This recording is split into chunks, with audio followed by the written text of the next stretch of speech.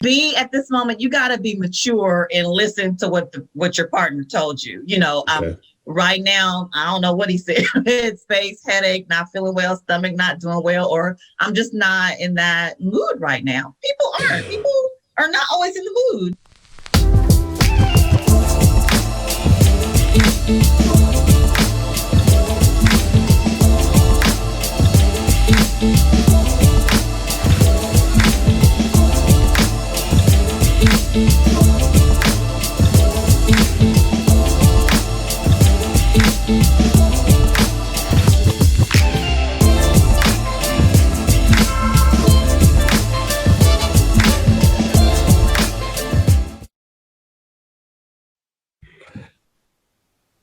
Yo, what's up, everybody? This is Philosophical from the Let's Rap podcast.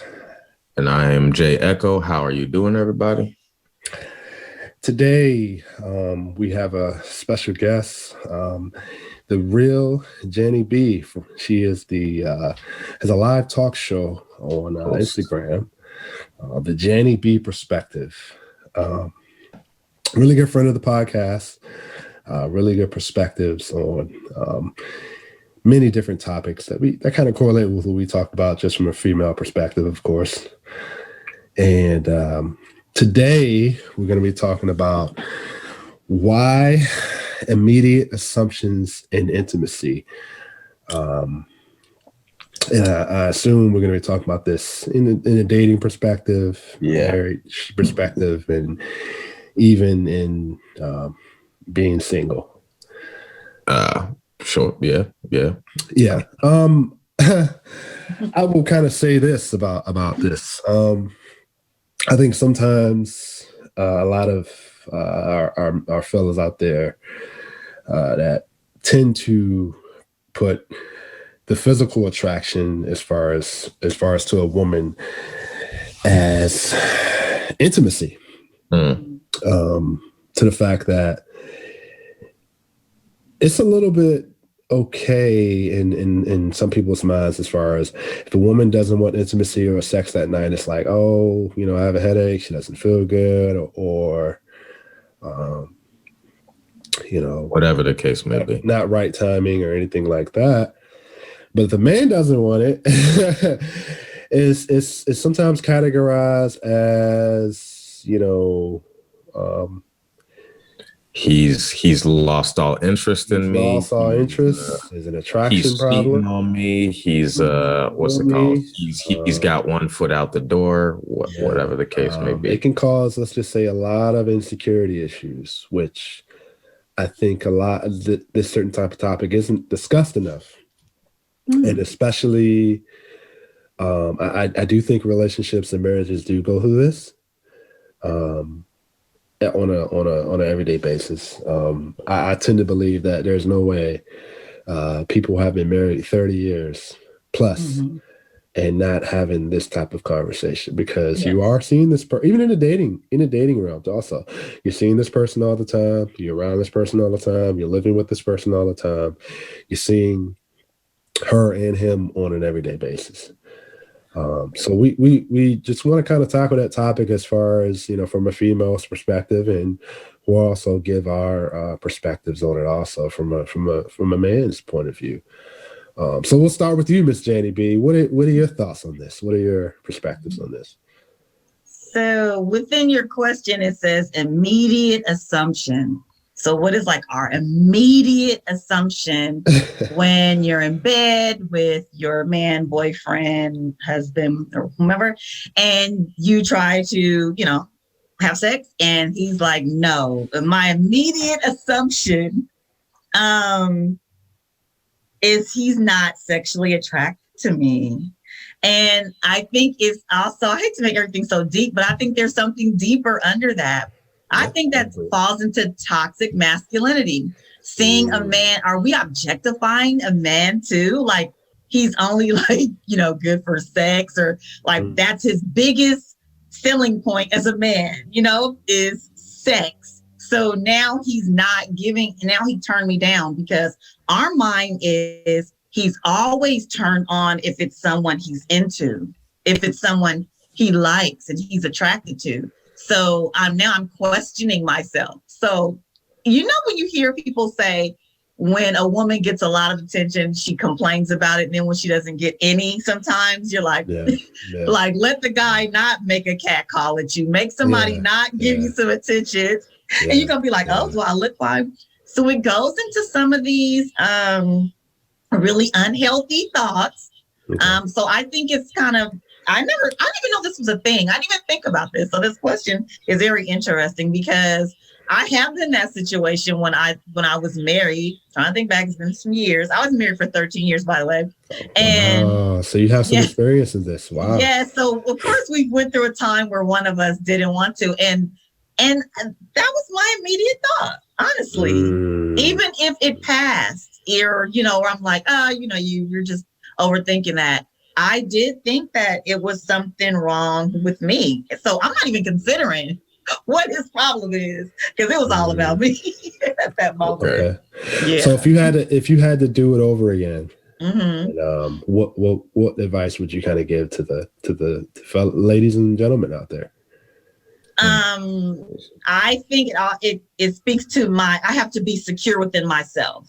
Okay. And if I'm obviously in this point in a relationship where I'm having sex or, we're making love, then I should be mature. Like sex, you need to be mature about having sex. This ain't no kid business. No, it's not. So it's not. I gotta just be, I hate to say this, put my big girl panties on. This ain't the moment to say that. Yeah.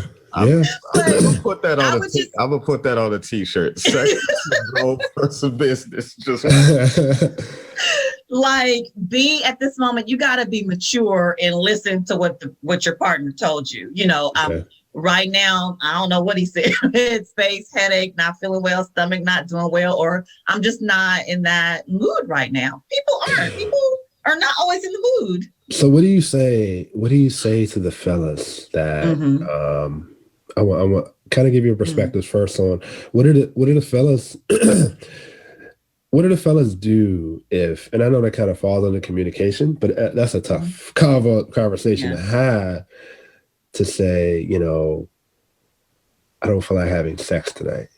I don't feel like getting intimate with you tonight. If he says it? Yeah. Oh, okay. And your question is how should he say it? Well, how can I say it? Well, not really how he should say it, but as a man, I think to me, in my personal opinion, because I'm a man, if a lot of thoughts are going through my mind, I got stress at work, I got other things going on. It's a lot on my mind. Sometimes as I get older, sex isn't always, when I was younger, sex was the remedy to get that off my chest as a stress reliever. Yes. As I get older, I'm more mature. It's more like, it kind of, your thoughts kind of linger and it stays there. And it's kind of is a turn off. You don't feel like it, like you said. And I know, depending on your partner, your lady, and also, and you're also talking to the ladies, that sometimes when you've been constantly given that over and over and over again, and you're like, I don't feel like it, it's tough. Before I answer or add in, I have a question. So do men spend or a great deal of time trying not to hurt the woman's feelings? Good men do. Good men. Okay, he's spending a lot of time not saying it in a way that she's going to be hurt by it. This is one of the reasons why men don't communicate. They don't want to break up. They don't communicate because they don't want to rattle the fence. They don't want to disrupt the peace. And we talked before as far as I think you mentioned like a man shouldn't have to ask for peace if he's dealing with someone that's a peaceful person. A lot of times men don't want to go that vulnerable. They don't want to go that confrontational. They don't want to tell the woman, I don't feel like it today. That's just not something we as men, we do. It's almost like because there is that expectation that like you yourself said that, we're just ready all the time, especially. Correct. You know, and I will say this, and I kind of want and I don't know how it's going to go smoothly with the ladies. I will say this, and please correct me if I'm wrong. Men today, and also women there are some women, not all women. Okay. Some women need men to initiate the physical, the sex, to validate their securities, their beauty, their attraction, their satisfaction, to the fact that if a man doesn't feel like it or not wanting to, like we've discussed, like as far as like, I'm not good enough. Okay. You know what I mean? I'm not beautiful enough for you. Are you out there cheating? Are you out there? Is there somebody else? And that's why a lot of men don't communicate that. And it's a hard role to do, because a lot of times the pressure as far as the intimacy, if a man is forced to perform in a setting that he's not really in the mood to, women know women have an intuition to know that, he just wasn't feeling it. He just wasn't there. His mind is not there. So I do think this type of conversation does bring up other layers, other issues. It does. Yeah. Because we've been taught as women to be submissive.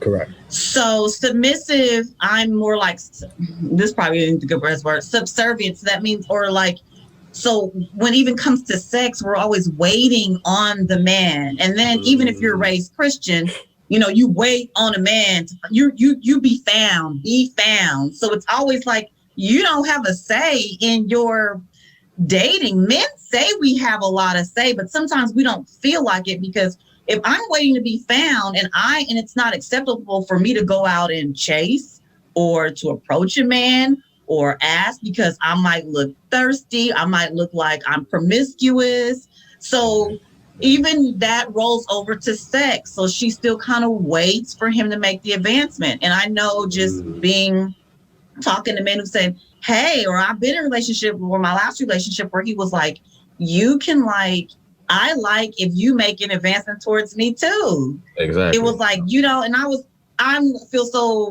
like, oh, right.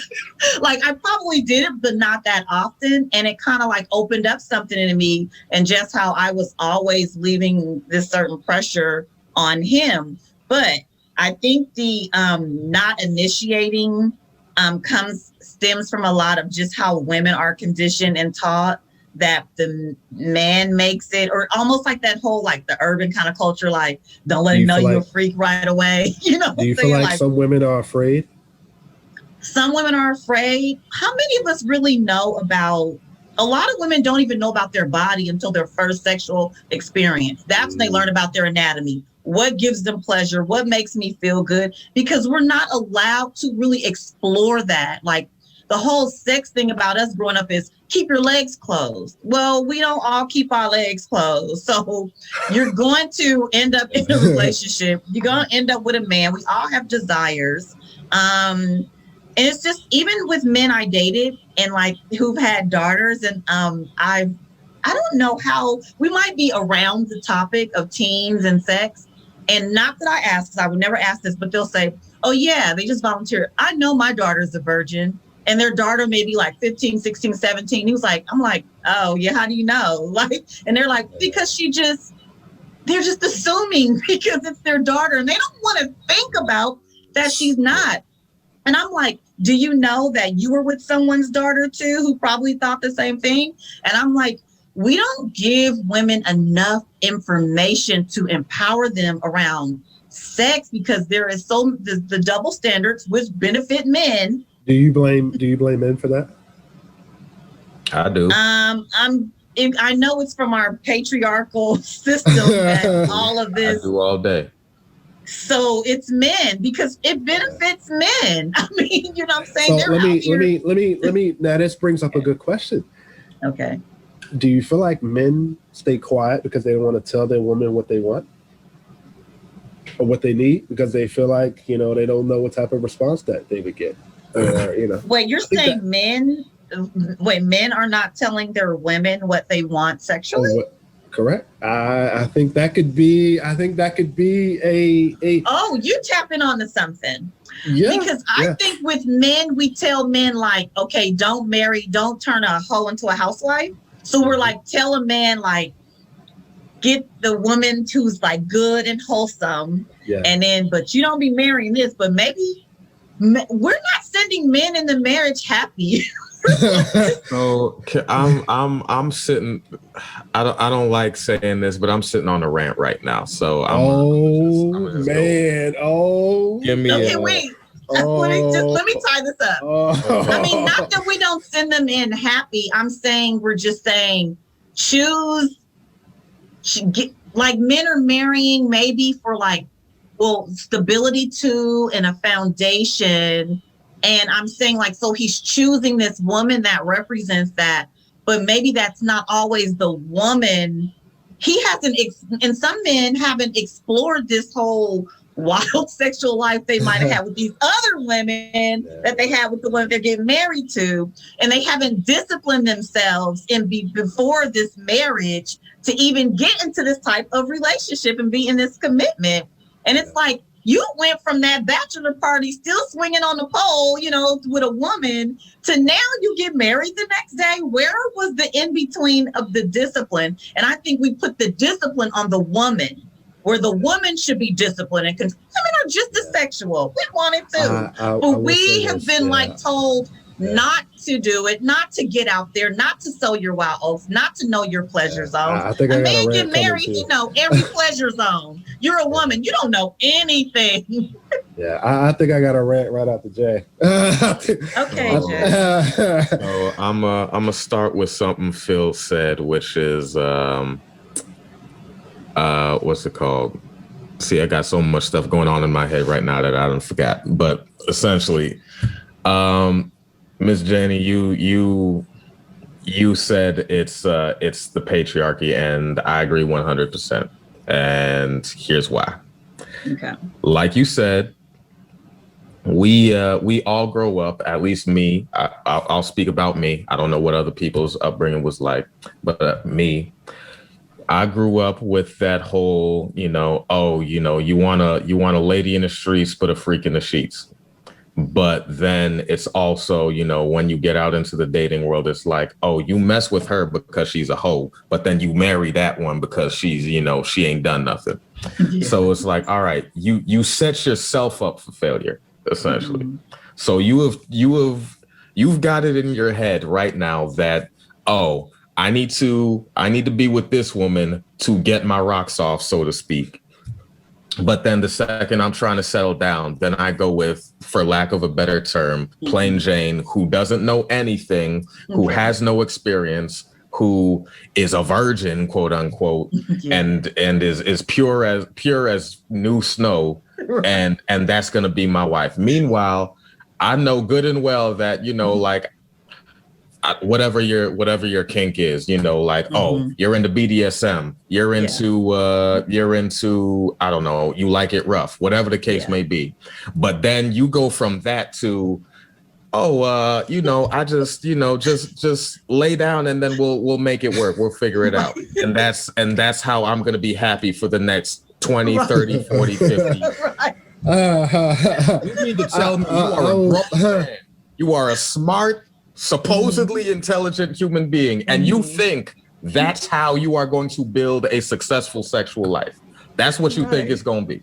Yeah. Like, if just listen to what I said and see if there is logic in anything I just said. Is there any logic there? Oh, okay. So I know I'm a freak. I know personally I'm a freak, and I'm speaking hyperbolically. I'm not talking about me, but if I know I'm a freak, one day I'm just going to turn it off. Right.